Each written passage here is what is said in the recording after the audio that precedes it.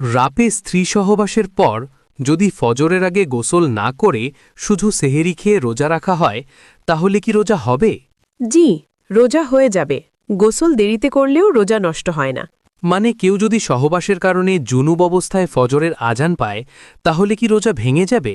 না, ভাঙবে না, কারণ ফজরের আগে গোসল করা রোজার শর্ত নয়। তবে নামাজ আদায়ের জন্য অবশ্যই পবিত্র হতে হবে। এই বিষয়ে কোনো দলিল আছে?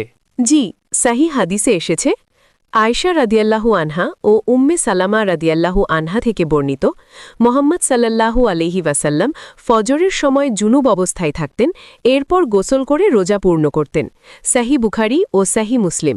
তাহলে করণীয় কি? ১. আগে সেহরি সম্পন্ন করুন। ২. ফজরের পর দ্রুত গোসল করুন। ৩. এরপর নামাজ আদায় করুন।